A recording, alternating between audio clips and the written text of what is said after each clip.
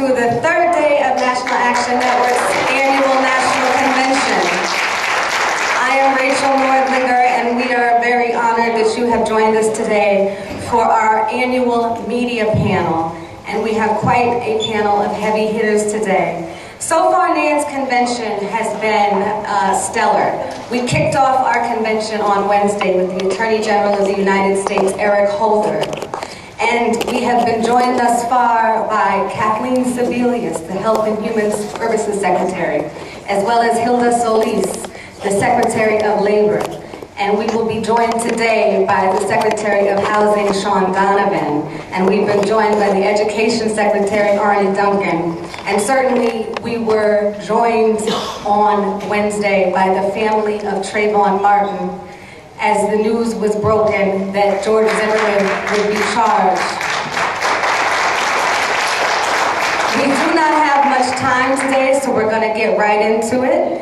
And without further ado, I'd like to bring forth the president and founder of National Action Network, Reverend Dr. Al Sharpton.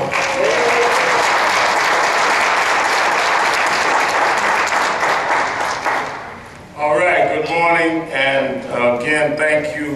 We're pulling people from the breakfasts, but I would ask that as they come in quietly. And many of you that are chapter leaders around the country, we thank you for boarding your meetings, because we want to start on time, we must end on time. And we're very happy that all of our panelists took time from their schedule to be with us this morning. Let me introduce the panel as they are seated. Let me first say that this, and I want us to be real clear, I'm moderating this so y'all know I am a firm moderator. I'm not going to let you go from the subject, because this is a very serious subject for all of us that are in the civil rights work. And that is how we deal with the issue of race during this year, where we deal with the issues, but not in a way that would polarize the country in an irreparable way. And that's a very difficult thing to talk about. But I think that is one of the critical issues the media is going to have to deal with. At one hand, we want the issue dealt with, but on the other hand, we don't want to exploit it to the point where there is a disrepair in the country that we all have to live with. And I can see many of you, particularly our Southeast people, that were involved in the early days of the Trayvon movement. We had no idea that it would end up the kind of polarizing issue that it was. I remember that it has become. I remember that the day after we had the first big rally with the 30,000 people, that National Review, leading conservative magazine, came out with an article saying Sharpton is right, and said that a broke clock is right twice a day. This was the first time I was right. I just agreed with it, but that's what they said. Well, that almost seems ancient now, because the right and the left have taken positions because of the subsequent occurrences. Well, how do we deal with issues without it becoming that polarized? Or is that even possible? That's what we're discussing. So this is not, when we go to the audience, this is not an opportunity for you to critique the media in the sense outside of those boundaries. It's not a chance for you to ask Andre Mitchell, can you get on a show? The answer is no. And I don't want to shock you, you won't be on Meet the Press tomorrow. This is not about that. This is about dealing with those issues. I will answer those questions for the panelists. We really want to deal with the broader questions as people watch this around the country and really try to get some real dialogue going. Let me welcome, and I'm just introducing them so you'll know who they are. We have Ana Lopez Buck, Executive Director of the National Association of Hispanic Journalists, to my far left. We have we have George Curry, who is of GeorgeCurry.com. He has been a writer for the Chicago Tribune, editor of Emerge magazine, and he is now also again with the NNPA as their national correspondent. And we're happy to have George with us. We have April Ryan, White House correspondent and Washington Bureau Chief, American Urban Radio Network. We have Dana Milbank of the Washington Post.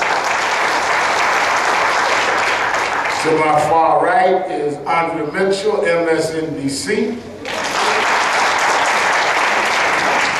Next to her we have Alfred Lickens III, who is the president of TV One and Radio One. Next to him we have Nia Malika Henderson, who is a national political reporter for the Washington Post. And a frequent guest of Politics Nation with Al Sharpton. I promise that'll be my only commercial, David.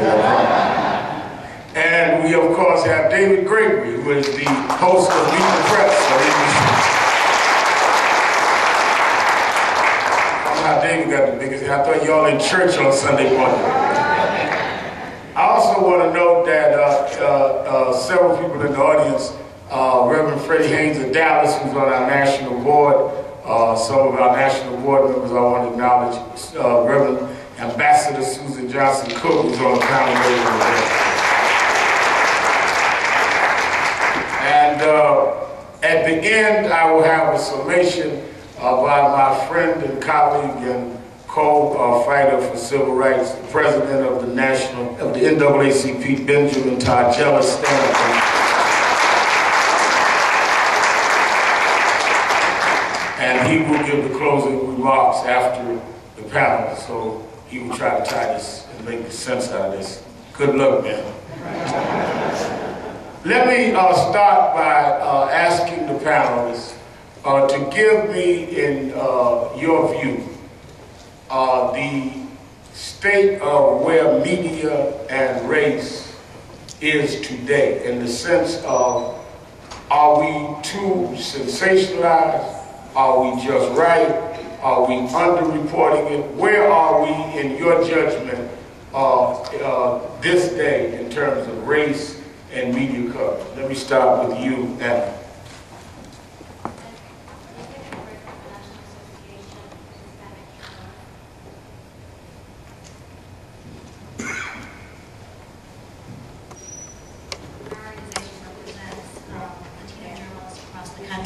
Our main mission is to make sure that there's a fair representation of Latinos in reporting in mainstream media. And I think in this day and age, we are still sensationalizing race by the media, and we need to do a better job in making sure that we're reporting accurately and not just sensationalizing things that we think are important to the Latino community, but really focus, especially during an election year, and what is important to us as a community.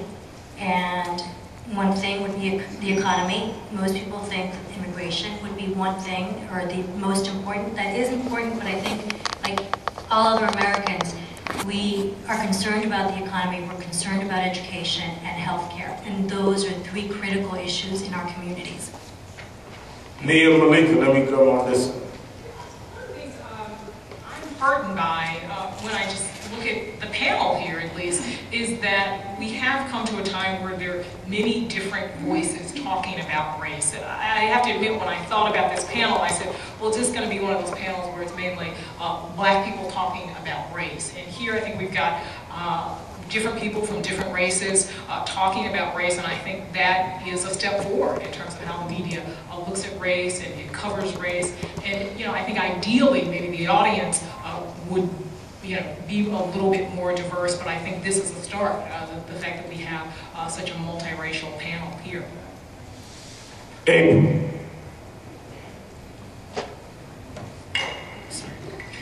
First of all, thank you so much for inviting me to be a part of this panel on this auspicious occasion. I take a different take on race in the media. Excuse me.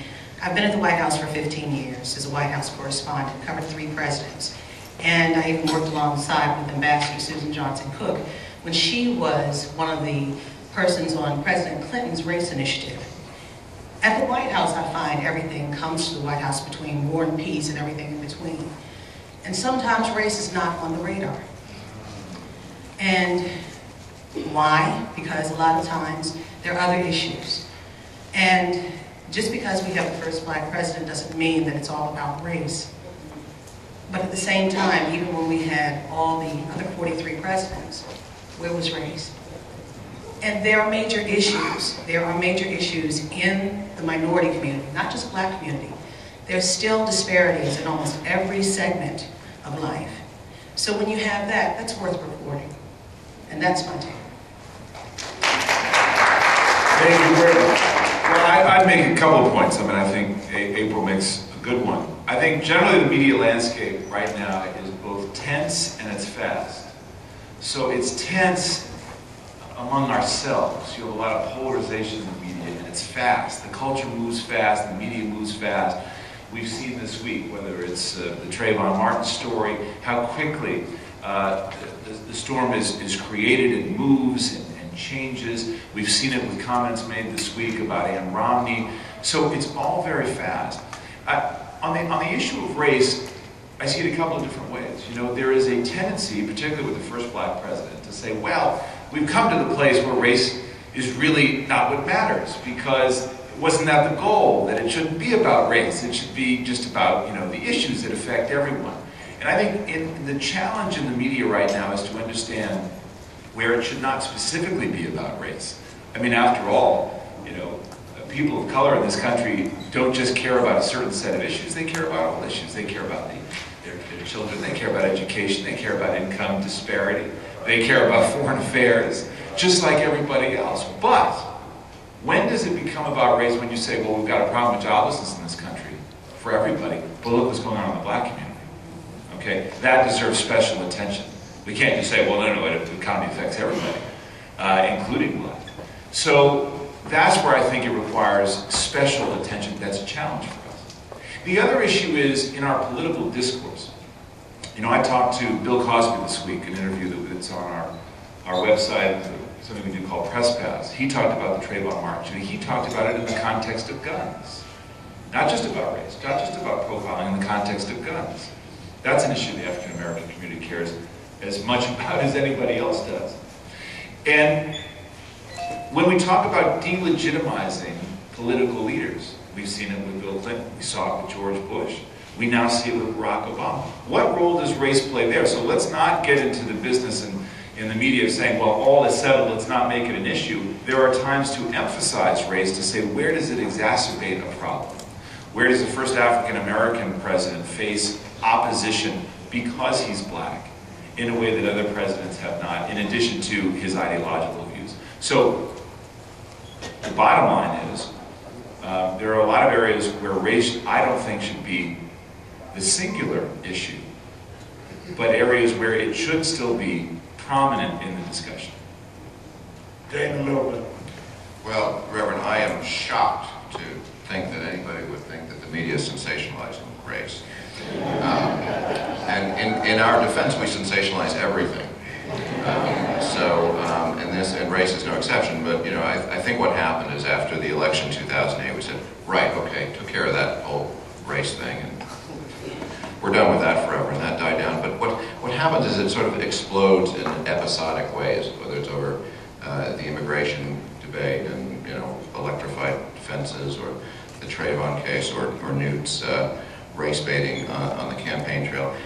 Obviously, these are important things that need to be covered, but I think what we do is we cover episodes as opposed to the important underlying developments. Like, I think the most important story of this cycle may be that you know, the Republicans may be relinquishing forever their grasp, to what extent they had a grasp on Latino voters, and if that solidifies itself, you know, over the next 10 or 20 years, there's not going to be a Republican Party anymore. That's a much larger trend that I don't think we spend a lot of time looking at. It's not a big explosive story of the moment, but that's where race is hugely important. I think right now we're seeing essentially a realignment in the parties like what happened in the 1960s. Alfred Liggett. Yeah, adding to what Mr. Milbank said, the media does sensationalize everything. you know, including the divorces of reality stars or who they're dating. And part of that, you know, has to do with technology. 30 years ago, you know, 35 years ago, there were 3 television networks, ABC, NBC, CBS. Now there's 350 different television networks that are on your cable system. There's also the internet, all right? So there are thousands and thousands and thousands of websites out there, all vying for your attention. So in order to grab an audience, you know, as a business person or a journalist or any kind of creator of content, you have to make a point. You have to be sensationalistic. And the nature of our society is to be outspoken, grab attention, be heard, and then turn that into some sort of opportunity. Race is no different.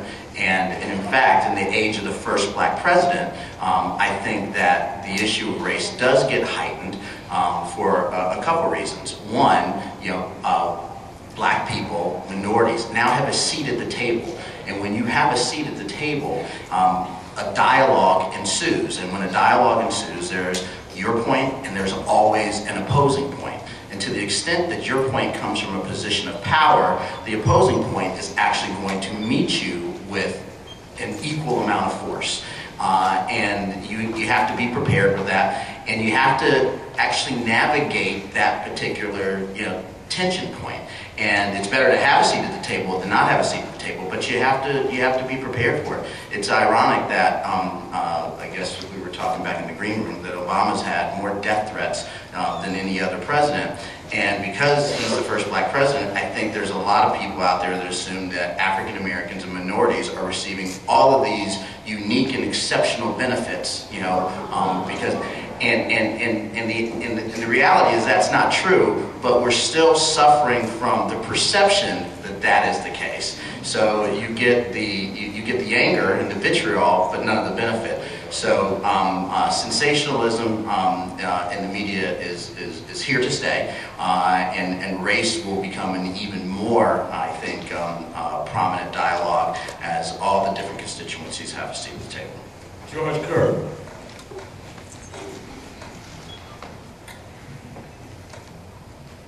Thank you.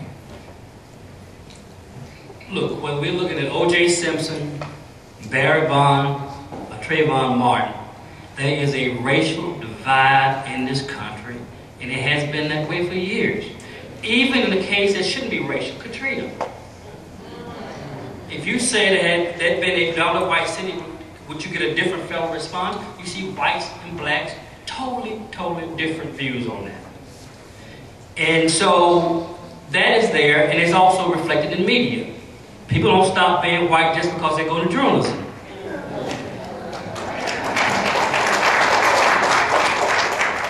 The problem is that, you know, it's all right to call him, President Obama a food stamp president when actually it was George Bush who had more people on food stamps than anybody else. It's all right to refer him as a chimpanzee or an ape. And so, yes, the media cover those kind of episodes, but in terms of dealing with the larger issues that are there, they do not. And yes, you see a divide. You look at Trayvon Martin. If you say, look at the Gallup poll, you say Dave poll, saying if Trayvon had been white, would George Zimmer been arrested right away? Blacks, more than twice as large percentage as whites on that. So yeah, race is a problem. It continues to be a problem in our society, in the media, and it's going to get worse in the media because we've never had fair representation in media.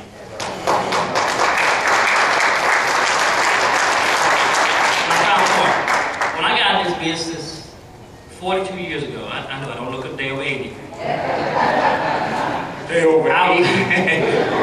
I was very optimistic and idealistic about how things would change. But now you look at the layoffs and people of color are disproportionately left out. We are not decision makers, never have been, and that's getting worse.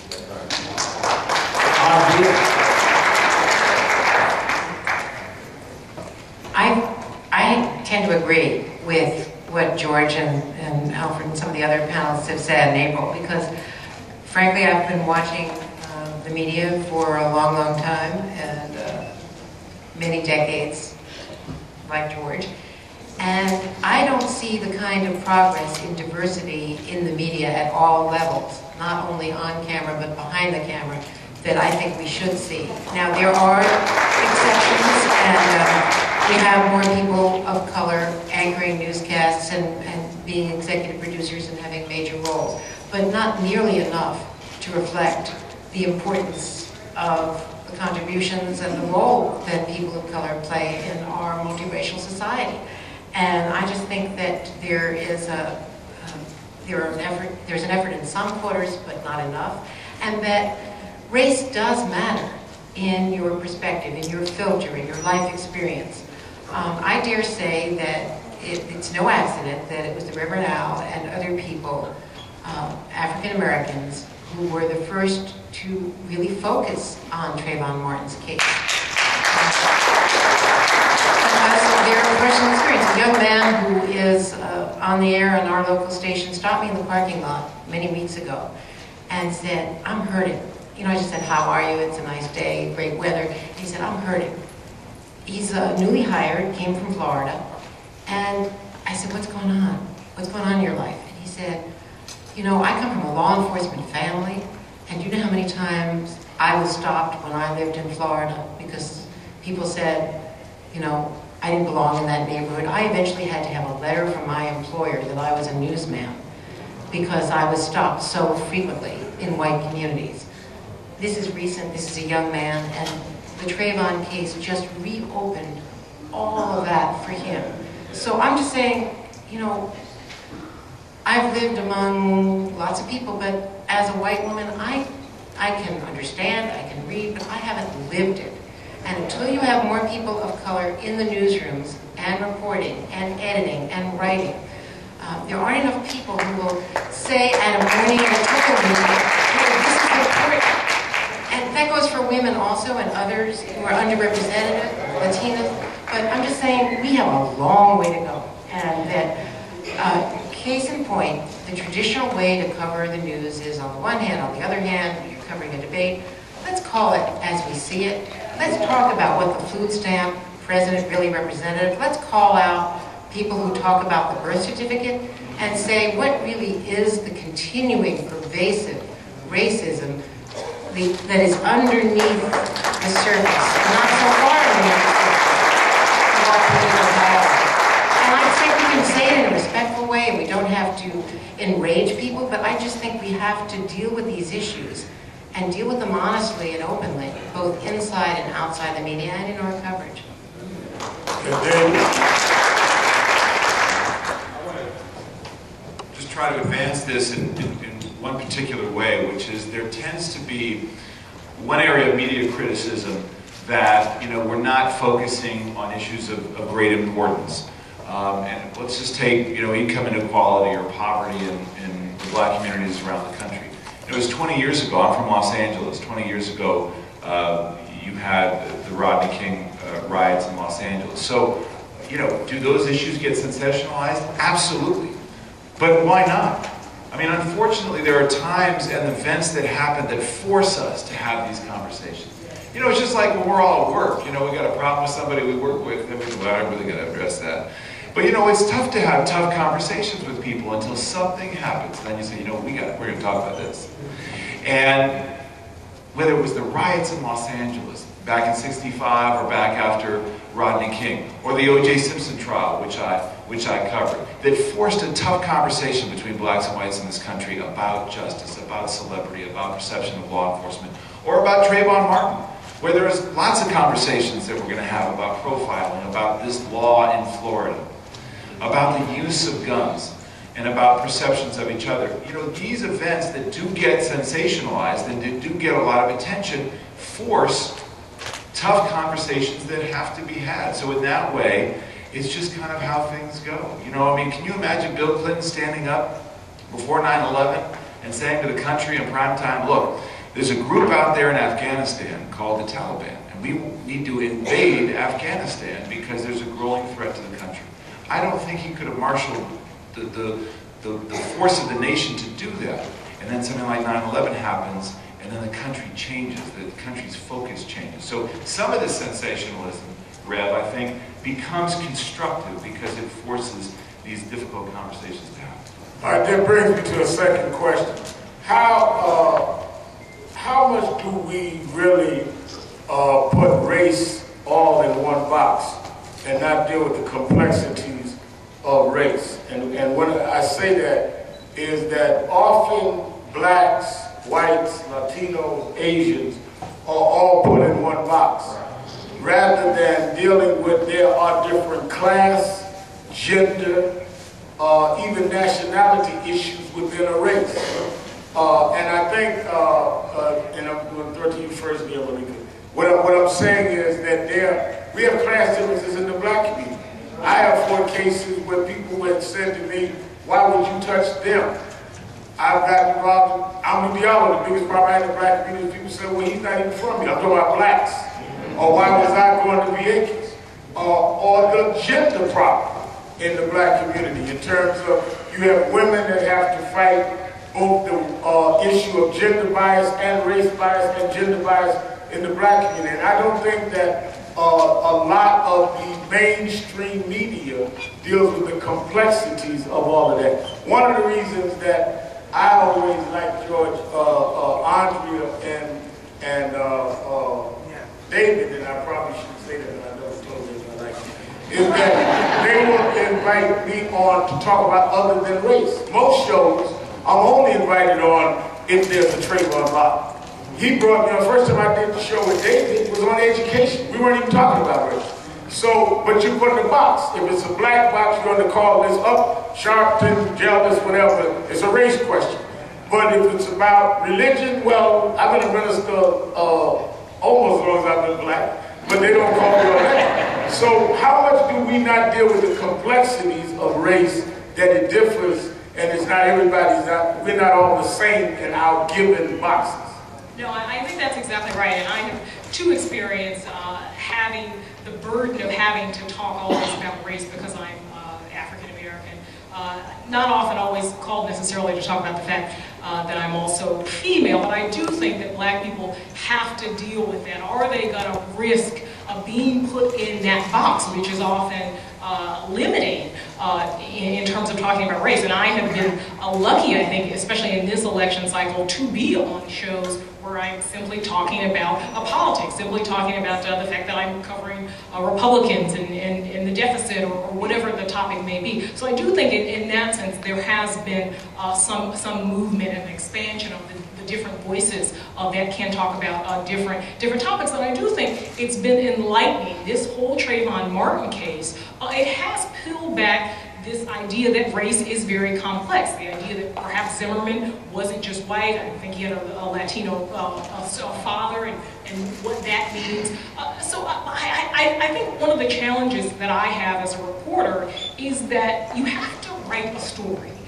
You have to have something to say. You have to go to an editor and have something to talk about. And oftentimes they want it to be simple. They want a 30-second soundbite in terms of how this issue is going to be covered. And in trying to deal with something so complex, I do think we are often in this soundbite culture. A cable news chatter culture, so it is very difficult, I think, to deal with the very complex layers of race and class and gender in one fell swoop. As someone who, again, covers the White House, I sympathize with Nia Malika Henderson because I've been put in the same box. I cover everything. David and I work together. Dana and I work together. Nia and I work together. I cover everything. Iraq, foreign policy, domestic policy, but you are put in that box. And I think that we need to understand as people that the complexities of our situation are very deep. They're deep-rooted. They're rooted from the time we were put on slave ships and brought here in the Middle Passage. But a lot of times, and it goes back to what Andrea says, people don't understand. If you haven't walked in someone's shoes, you don't understand.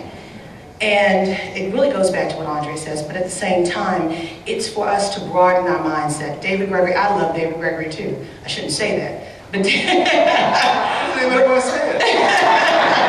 I mean, you know. For the record, I said like. But I'm saying, you know, you have a panel here pretty much with open minds. Dana Milbank, I mean, will listen, but there are those times when you walk into situations, into newsrooms where people don't want to hear it.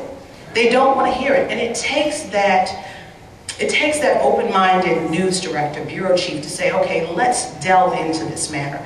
Because of the sensationalism of Trayvon Martin in the black media, the white media decided to say, okay, it has to be sensational in a lot of cases for someone to take it on. And I remember one thing Bill Clinton did say when he did the race initiative. He said it's something that you can't legislate. Race is not something that you can legislate against. It's a heart issue. And I think we've got to look at that. It's more a heart issue in a lot of ways. Well, first I want to say I love David Gregory, and I'm not afraid to say it now. But what April was saying made me think of our times in the briefing room or at presidential press conferences, and the president or the press secretary would often call on April to change the subject, thinking, no, we're going to hear. They would think, okay, I want to get the heat off of Iraq or whatever, and they think April's going to ask some things about race. But what I started to notice over time was, yeah, maybe she's more likely than I am to ask that question, but more often than not, she'd keep hitting them with the same exact question. So she would, they'd try to use her as a foil or something to get her off the subject. It's just that word. But she proved that she was not serving as that foil. Thank you. But I think part of the, viewing a racial group as a single entity, I think it's the tyranny of the polls. And we look at polls, and there is no subcategory for middle class, wealthy, poor, African American, and we just sort of we live our lives according to those poll designations. Andrew. Add something else, because David touched on the way the media have changed and the velocity of it, social media, and also diminished focus Thank you very much. on a lot of serious, complex subjects. We move so quickly from one thing to another, and there's a lot more celebrity and tabloid reporting. I think race plays a role in the subjects we don't cover in terms of foreign policy as well as domestic. Can you imagine all these years after the earthquake that Haitians are still living in tents, and that we are covering it, if at all, episodically only when Bill Clinton, the white former president, goes there, or maybe not even covering that? It just seems extraordinary to me that Haiti is not covered. Katrina finally did get the focus that it deserved. The nation was alerted by, not by the White House certainly, or FEMA hardly, but by the media. I think that that's a case where the horrific effect on an African American community, and a poor community at that, because that was an economic issue as much as a race issue, finally did reach to the top. But in foreign policy, Sudan, South Sudan, it gets attention when George Clooney got arrested, and he has been persistently, repeatedly going there and trying to arouse the conscience of the nation. But we do not cover the famines in sub-Saharan Africa, the droughts, and the other problems in those parts of the world with the same focus as we cover economic and military crises in other regions of the globe. So it does seem to me that we really need to constantly,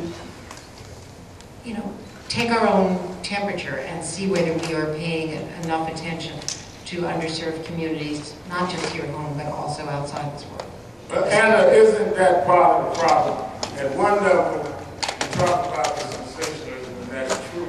But if you don't risk making an issue sensational, it won't get covered. So, Trayvon, if we go into Florida, and the family called us, if I don't call a rally or marches, I still can't serve what they want to get the public attention. If I do, they say, here, or hot dog it again and sensationalize an issue. That's part of the box. Or on the reverse side, if Anil Malik or April do not ask the race question, then the black community says, are you selling out? And if they do ask it, are you fit the stereotype? So it's the box that a lot of us are put in that is also part of the race box I'm talking about. Yes, it is. And I think that's important. Part of the problem, I think, is that when you don't have people in positions of news organizations of power who can say, we need to cover this story. This is important to our communities, to all communities of color. And until we have that, we don't have a seat at the table. And when a single reporter is pushing forward a story, the news editor may not listen to them, or the news director. And that's part of the issue. But isn't that a lot, Alfred, ratings driven as well? You own 58 radio stations. And we say to you, you shouldn't play certain music. But at the same time, you've got to get advertising. And if you don't play it and your competitor does get the advertising, you have to choose between staying in business and being all right with the activists, or going out of business, being all right with the activists, or staying in business and getting complaints. Or David Gregory has to say, I'm going to study the problem in Sudan this week, but then his competitor will get a bigger rating because they've got Luke calling somebody names. So, I mean, how much of this, what's first, the horse or the wagon? Well, it's a good point, because we do get a lot of heat. We have a broad media company, radio stations, online sites, TV network. We get more heat on the radio side because we have a room full of, focused, committed, educated, intelligent, mostly adult African Americans here, and you probably love listening to Reverend Sharpton or Magic 102 here, or our praise station, or praise 104.1 FM. But by the same But by the same token, I get a lot of heat for 93.9 WKYS, which plays a whole bunch of hip hop, some of it viewed as questionable. And in Houston in particular recently, I got a lot of heat from the community because we took a gospel station off the air. We put an all-news station, General Market all-news station on the air. So I thought, and there was no all-news station. There was only right-wing news talk radio, Rush Limbaugh, Sean Hannity. I thought Houston deserved an all-news station. But the community reared up and used it as an opportunity to attack our hip-hop station and wanted me to change the music and play positive hip-hop and things of that nature. And I had to explain to them that there is a segment of the population that wants this music. Your kids, your young adults that are in your family. That radio station, by the way, the hip-hop station, is the #1 station in the market, right? And we make a lot of money with it. So, we have a responsibility as a media outlet to reflect all segments of the marketplace and what consumers want, not just what one segment perceives to be positive in nature and values. And also, by the same token, as a media outlet, I don't feel it's our responsibility to try to shape, the minds and the values of the people who partake in consumer outlets. That happens at home. That's what you do with your kids. That's what I do with my son. And I don't think any government, any media outlet, any third-party organization, should be saddled with that burden. It's we, as parents, who have to be saddled with that burden. So, I'm going to take David and then George, and I'm going to take some questions from the audience. I'm going to take about 10 questions because I want a time thing. So line up, and you need to identify yourself and your city. And Damon, somebody get there and stop at 10. I just want to talk about radio for a second, okay? And this is to use an analogy here. So, I grew up in Los Angeles listening to rap and hip hop in the 1980s, okay? And my son, my 9-year-old, comes to me and he likes rap music, and I said, well, I'm gonna take care of this for you, okay? I said, let me make you the playlist, okay, from when I was growing up. And I said, if you're serious now, you gotta have a little Eric B. and Rakim, you've gotta have a little, right? You gotta have some Public Enemy. And he's looking at me like, Dad, can you just download a little Tigger? And I said, no. He said, what does explicit mean? And I said, it means you can't listen to it. That's what that means. So I said, why can't I find any acceptable, clean rap and hip hop like I used to listen to. I mean, there was some bad stuff too, okay, but the point is that there are big commercial interests for these artists now that are driving them in a particular direction when we in the community are saying, hey, wait a minute, you know, we want the message of a Tribe Called Quest. We don't just want NWA out there or take some of the stuff that we have to deal with now. There's a similarity here to, really I just want to talk more about it. I just want to keep it. But there's a similarity here in that some of the things that the Rev is talking about that we in the broad media are not always going to accomplish. Whether it's the African American community or whether it's Medicare, we're not always going to capture some of the complexities of the issues on policy or people to everyone's satisfaction, which is why there's got to be a mix of both perspective in the mainstream media, but also outlets that are catering to a particular community that is going to be more representative of those communities. Sure. Dave knows more about rap than I do. And that's why most of rap sold to whites instead of blacks. Yeah, you wonder why you can have those negative images. I want to go back to the point you made earlier about that's another panel, we'll come back with that later. I want to go back to, you know, why you have this class difference among African Americans. When somebody see you, they don't see how much money in your bank account. They see you as being black, and they treat you as black. And so they don't get to all these nuances, you know, like Earl Grey Jr., you know, Blacks Books, when they put him spread eagle against the train, he get a buy hat from the police department. So you look at race, and so we can't back down from that saying, we've got all this different knowledge, they look at you a certain way and they treat you based on that. The other thing is, my final point is that we don't cover it except, as David mentioned earlier, these episodes, these outbreaks. I mean, we've got a case coming up to the Supreme Court on affirmative action. We should be having discussions, why are people afraid to talk about affirmative action? They don't want to talk about race. They rather talk about diversity. So we can talk about things other than race, and these are the kind of things we should be covering. All right, I'm going to the audience. Now, again, I want questions, not speeches. And if it's a question out of bounds, I'm going to thank you and sit you down. This is not the panel, this is me, because I'm going to do this in the time period, and we want to get somewhere on here. All right, let's start. This is Greg Brinkley, President of National Action Network Philadelphia chapter.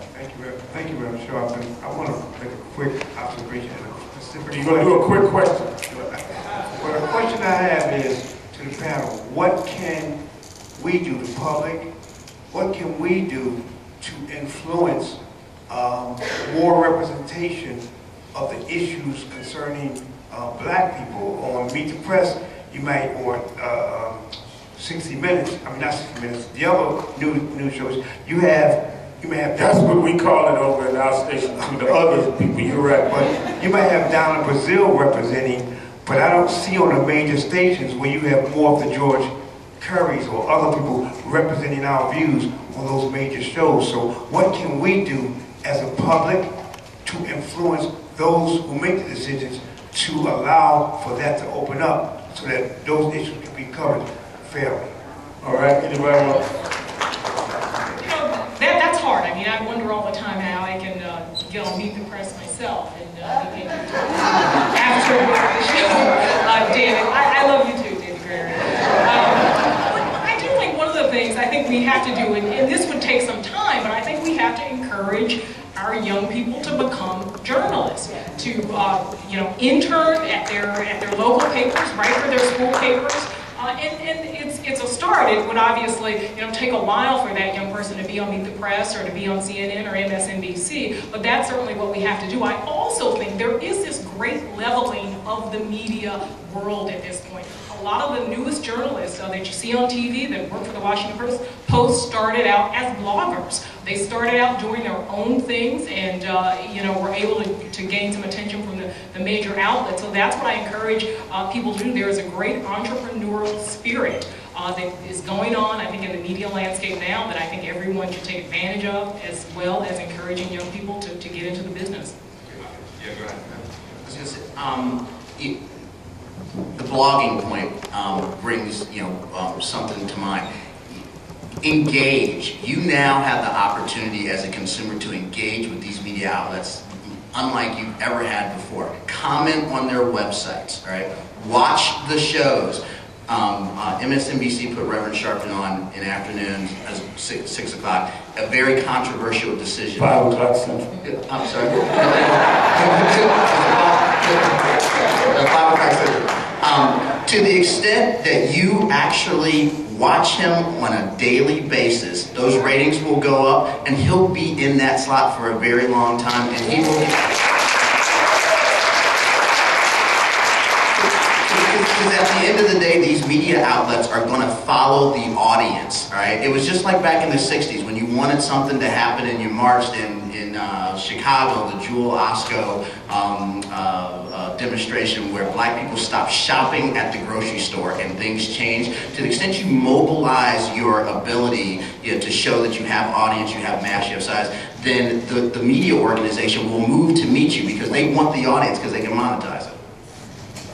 Just say you are consumers, and that it's your wallets that they want you to be watching and listening, and they want you to be spending money on their advertising. You've got power, more power than you may realize as consumers.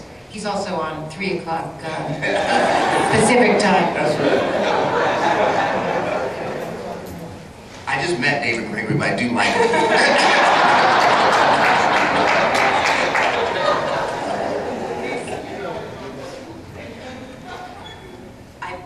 Spread our love around here, and Curry, I love you. And yes, okay. Your name and city? Oh, excuse me. My name is Arafa Speaks, and I'm here in the District of Columbia. I have a homeless ministry. I also have a press pass, Reverend Sharpton, okay, because I do 34 homeless magazines, working on the 35th one.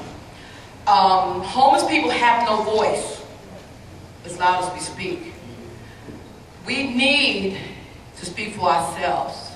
I prayed a lot this morning, Reverend Sharpton, because it is so hard to sit through this knowing that my own people, as articulate as they say I am, I went to Stipes and all that good stuff, but I don't feel smart at all because the doors are closed to us. We have a vehicle, Channel 32. They took Lift Every Voice and Sing off the air a long time ago. The All-Star thing with Lou Gossett and, everybody, Bobby Brown. How do we get Lift Every Voice and Sing back on the air? Create a 24-hour talk-a-thon, telethon, whatever you want to call it. We can do the fundraiser and everything and get everybody's voices heard, because I'm just so tired of everybody speaking for me and then turn around and tell me, oh, you're so smart, you're so intelligent, and then I don't have an inroad, and I got 35 magazines, okay, that I okay, I'll tell you what we do. Tamika Mallory, no, go right there, and I'm going to put you on our radio show today, and then we'll set up a meeting with you and our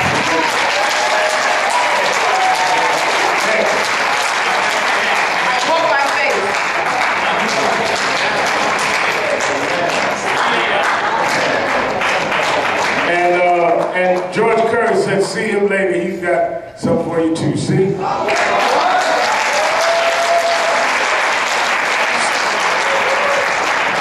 you say you love George Curry, and all kinds of things happen. My name is Leah. Yes. My name is Leah. Maybe you want to put me back to a TV station. Because my show on a TV station was ripped off and my house was taken away. All my rights, all my life is almost taken away.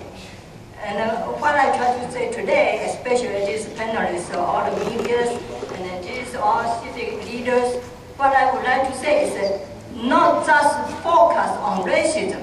We have to go back to the basic injustice system. So all the panelists, all the civil organizations, not to be misled by money. Don't just follow the money, but have to follow anything from your heart-related conscience. And so don't just follow the media or the newspaper, because they are propaganda by officials, which is the bad part of officials. And almost all officials probably now is all bad, because they are appointed by some bad guys. So what I would like to say is this panelists and these civil organizations is very important. I have been running for public office since '94, from local to federal. Basically, nobody wants to interview me. Basically, they say I'm undocumented aliens. So we have to really go back to restore the justice, to restore people's rights. Okay, thank you. I think you said this is the lady that challenged the Governor Romney. Okay, yes. I'm Joe St. George. I'm founder of FHG, which is a new media outlet out of Scottsdale, Arizona. And I'm an attorney. And my question, I have two questions. The first question is with regards to the fact that there's more shows on TV with regards to the law, and they are primarily judge shows, but there aren't shows that have real dialogue with lawyers that talk about the real legal issues and the impact of certain laws in a more in-depth way that's both educational and much more informative. I found that there's been information that was shared in often situations that didn't explain the law correctly, and in some ways inflames or increases the inflammatory issues that are covered by news media. So the question is why aren't there more substantive programming with regards to addressing legal issues, not just how they affect the Black community, but just that is more educational, but deals directly with the issues that are at hand. And then my second question is with regards to programming. Mr. Liggins, you said that the media is not to train or to be the voice of the community in a way that it's supposed to create values.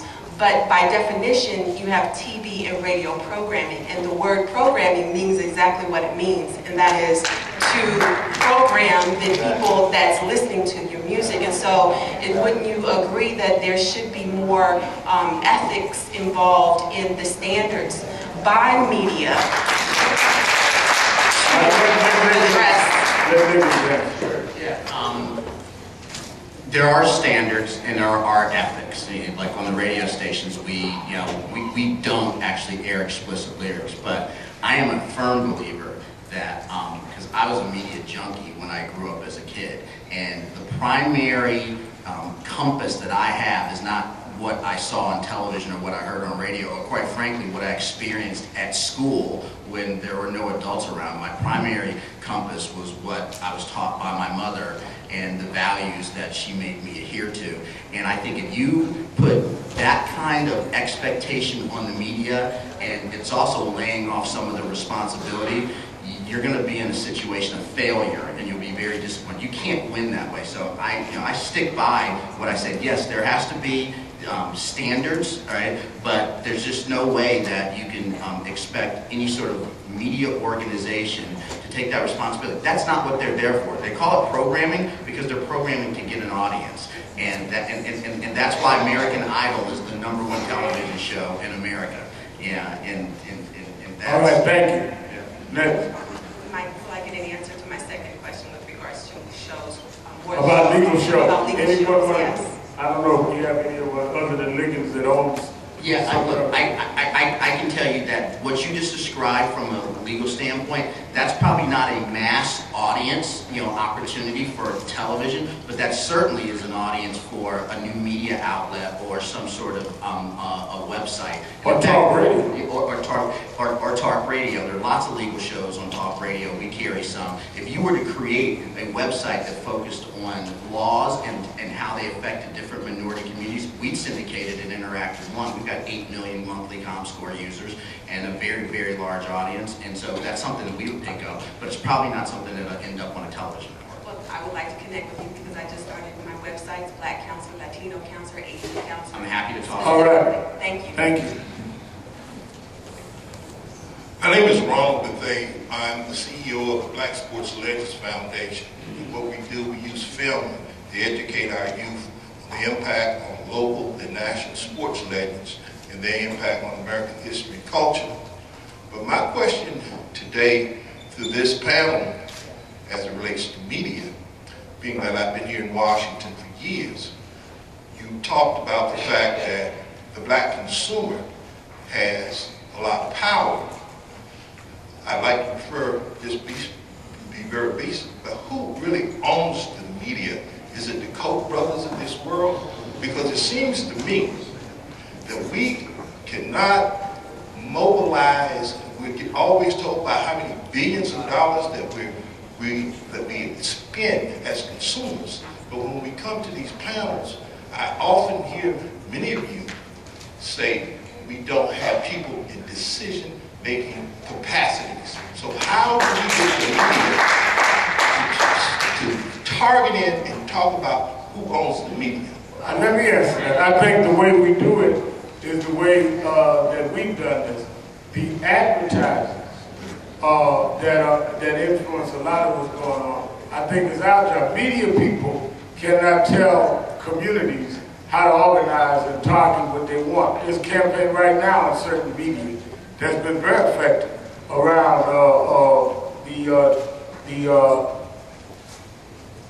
well, not to say the voter ID law. We did it with IMAS. So I think that a lot of it is that you've got to go after advertising. I don't think anyone on this panel can answer that. Bro, I've got to close this in 15 minutes. I just want to ask one other. No. Come on, let's be fair. Everybody behind has one question. How you doing? Because I've had Secretary Donovan here, I told you, we're on the schedule. That's why I'm moderating, because I know when we get TV folk in there, everybody wants to audition. How you doing, Reverend Shaw? My name is Wayne O'Monrod. I'm from 1010 Baltimore, WLB. And my main issue is how we are projected in television. And I wanted to ask, what could we do to make these changes? Because me growing up in Baltimore City, I was beat up by the police about 5 or 6 times. And it's a normal thing in Baltimore. Just the other day, we was interviewing some kids that graduated from high school, asking them what their plans were for the future. The police jumped out the car, grabbed us, and told us, all these kids are going to jail, don't worry about their future. You know what I'm saying? Which we recorded. Things that we've seen is the power of YouTube. I mean, imagine if you had videotaped what you just described and put it on YouTube and tweeted it out to every news organization. I mean, I think we have to think about what sort of power you actually have. I think it's sure, there are problems in the media landscape, but you also have some power to get your story out. And if you feel like there's a problem in Baltimore with the police brutality, you can film it. I mean, you think about that video on YouTube with Coney, with this mass murderer over in Africa. That thing got something like 800,000 views on YouTube, and it all of a sudden, became a national story. So, I mean, you have the power. It's in your hands. And if you video it and get it to our media department, we'll help work you today. You in the Baltimore show? Okay. Now, let me do this. I'm going to take, Andrea Mitchell asked to leave at the time. She said, I have Secretary HUD Donovan entering the green room. I'm going to have 3 people speak, have the panel respond, have Andrea give her closing, then I'm going to do 3, and I'm going to end it as we do it that way, all right? So you give me question, next question, panel. Andrea, question, okay, let's do it that way. Good morning. And don't get mad at the panel, get mad at me, because you know I don't care. Good morning, I'm Sammy Whiting Ellis, and I'm really a news junkie consumer. My question is why, and maybe somebody from NBC can answer this question. We see Reverend Al at 6 o'clock here in Washington. And then prior to him, we see Chris Matthews. After him, we see Chris Matthews. Then we see other people speaking, whom I love dearly because of the way they focus. But then they loop them all night long. And we don't get Reverend Al again. And Friday, Saturday nights, we get a consistent diet of brainwashing of lock up, which only focuses on minority community. And I want to know who, what, and why can we change?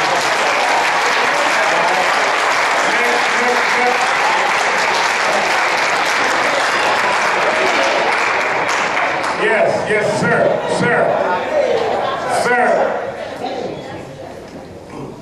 First of all, good morning. I want to say good morning to everybody in the room. Secondly, I want to say that all of you all do great work, and I really appreciate it. Thirdly, Reverend Sharpton, and more importantly, I want to express my condolences to the passing of your mother, and I really mean that, and the great work that the National Action Network does. The other thing that when you ran for president. Come on, please. I think, please, folks, when you ran for president, you had a rally a couple of blocks down the street at the church. I was there, gave $50, and I really appreciate the work you do. But the reason why I'm here is because this young lady right here, I know personally, for 10 plus years, has been on the ground trying to bring voting rights in Congress to the residents of the District of Columbia. Right.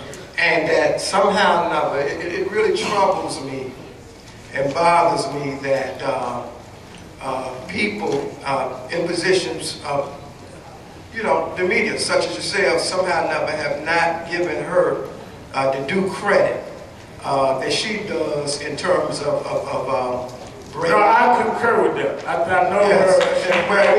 She's on that. I think you're right. Absolutely. And what we like to ask is that you all please step up to the plate. Come up, sit up here. I want you to meet some people. Step up to You're right. You're right. And give me the third one, but then I might her due credit. You're right.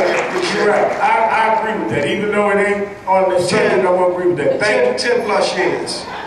Come on. Sit up right here. I want, because nobody's fought for DC State as harder than she is. 10 plus years. That's exactly.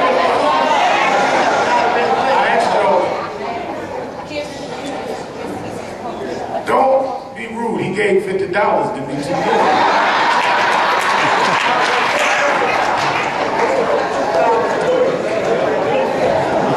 My name is Victoria Purnell, and I'm the Northeast Regional Director of the National Action Network. I'm Naila Idari, and I'm the Midwest Youth Regional Director of National Action Network. Tell the panel how old you are. I'm 12. And I just turned 17.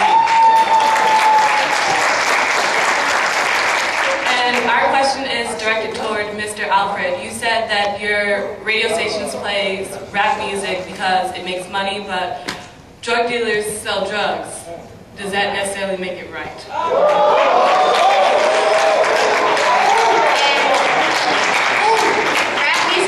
Negative stereotypes in our communities. So we just want to know, would you rather play music that degrades us and dumbs our African American people down just to make money? All right.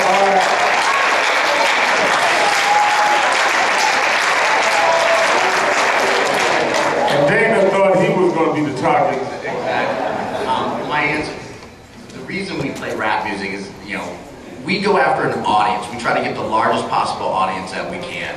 And rap music, you know, I have to be honest with you, rap music has been a phenomenon in the African American community that's created many economic opportunities. One of the problems that I have is that the mainstream media always puts up our sports stars and our music stars as the most successful of our community. The fact of the matter is that those are the areas that black people have generated the most income in mass, and that music comes out of our culture. It comes out of the cities that we live in. And the fact of the matter is that if we don't portray that, if we don't highlight that artistry, somebody else will do it, and the audience wants it. I mean, you know, people want to listen to it, and we make sure that we try to be as stringent as possible so that we don't, you know, cross any sort of degrading guidelines that would negatively be affecting, you know, the audience. But, you know, we don't, you know, control the artistry from that perspective, and I don't ultimately look at that as tantamount to being a drug dealer. I understand you made a very powerful point, and it's a very controversial issue, but, you know, if we don't reflect the culture coming out of our communities, we're not doing our job as a media outlet. Oh, well, I respectfully disagree. I'm going to have Andrea Mitchell give her a statement she has to leave. And stay tuned Sunday, Meet the Press headline, 12-year-old knocks out Alfred Liggins. I just want to say I apologize because my program is on at 1 o'clock every day, and so this is is our writing and producing time, so I've got to go get lined up and get back to the Bureau. But I just want to thank you all. It's been a very good interaction, I think. And we've learned things, maybe some of you have learned some things about us, but Reverend Al always brings it together and brings it and gets us thinking. And that is what we really need to do, because I just think as long as we're talking amongst ourselves, and these are conversations we have all the time at work, but they should be more often and more persistent. This election could not be more important, and hold us to the fire. Let us know. Believe me, we respond. That is what, you are our viewers, you are our customers, we need you. And so without you, we can't exist. And I'll pass on to the Reverend Al the question as to why he's not moved to the middle of the night. I don't know who makes those decisions, but it's above my pay grade. I think David Gregory might know. David's going to make his statement. I love the Rev. I'm not giving up my slot. You know what I'm saying? Can I just wade into just a little bit of that controversy with Alfred? Just as a consumer, I just wanted to make one point. I think it's important to point out that a lot of the rap and hip hop, that I've enjoyed coming up and that I still enjoy and now my kids enjoy, this is not a monolith. I mean, it's not all one thing. And back in the day when LL Cool J and Grandmaster Flash and others, they were... But right. No, but I mean, you think about even the early 90s, the Tribe Called Quest, De La Soul, I mean, these were groups that wanted to get on the radio, and wanted a wide commercial appeal, so the kids like me, growing up in the suburbs in LA, we're out there singing White Lines and Rapper's Delight, but we're also, so you have that crossover appeal. So I think one of the things that we all need to think about as parents too, is that this is not just one kind of music, and we as parents can make choices about misogynistic lyrics and saying, even the explicit Tig album may not be appropriate.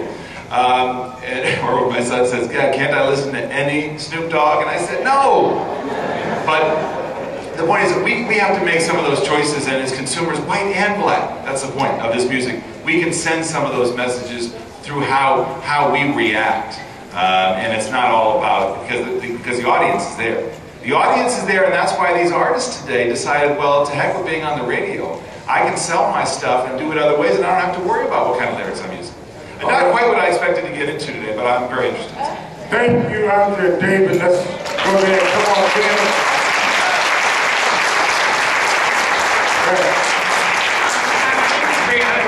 I'm a senior at Oxon Hill High School in Maryland, and I'm 18 years old, and I just wanted to know why youth are portrayed as such bad people when there are more youth doing positive things in our communities as well, but the media always focuses on the negative. I gotta go run and tape a Roland Martin show, so I apologize for leaving. But what I say is, you gotta go to the press that portrays you the way you are. You gotta support the black press. There are over 200 black newspapers and black radio stations who do not stereotype black people. But they can't do it without your support.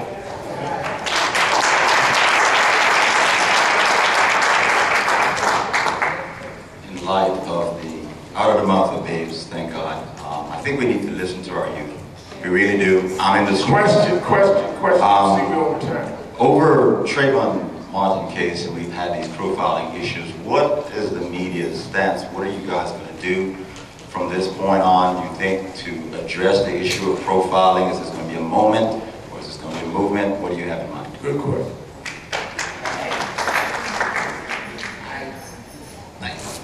Look, we just, I just got taken out by a 12-year-old. Yeah, I'm really having trouble with that. And then everybody else is leaving me on the panel. Hey, look, when you're in trouble, the NAACP and the National Action Network is here to help you. So of the 53 radio stations we have, 13 of them happen to be hip-hop. The other media outlets we have, you say, what do we do about racial profiling, things of that nature? If you go to a website called news1.com, not only which has a very, very, very wide audience. There is a story on there every week about some racial incident, some profiling incident. Right now, Trayvon is in the news, but and it's the big thing. But the Tulsa shootings, okay, are bubbling up below, and there's probably 4 or 5 other stories over the last 3 weeks that look at injustice, try to bring a highlight to issues that we should know about and should be focused on. And that's what we're doing. And those, and that website's syndicated not just throughout all of our other web properties. It's on every radio station's website across the country. It's on our syndicated radio shows websites, which include Sharpton, Yolanda Adams, Tom Joyner, Ricky Smiley. So we as a news organization do that every single week. If you're looking for stories, issues, things to get focused on, go to newsone.com and you'll find something every week. You may find 2 or 3 things. I also think, we talk about how sensational the media can be, and I think in some ways that can play to your advantage. If you think about the Rodney King beating, it probably wouldn't have made national news had there not been a video. That's of course a police video. But I mean, you can police you can police the police. If you carry around the video and you get these instances, if there's racial profiling, if there's police brutality, I can't emphasize that enough. The rule of television journalism is that if it bleeds, it leads. Meaning, if there is something, unfortunately sensational, violent often, that is something that captures audiences and certainly can, I think, move the conversation forward. So again, I know I keep saying this, but YouTube is powerful, video is powerful, and you can use it to your advantage if you want to get these stories. Bro, because then she might have to answer, that's not fair to people. Good morning, Gwendolyn West Sutton, Philly Nan. I'm going to act as the others were still there. Do each of you really understand that you have a responsibility and the ability to make a difference in the discussion of race by holding your colleagues accountable when they allow lies to be stated about President Barack Obama in their presence and on their television shows?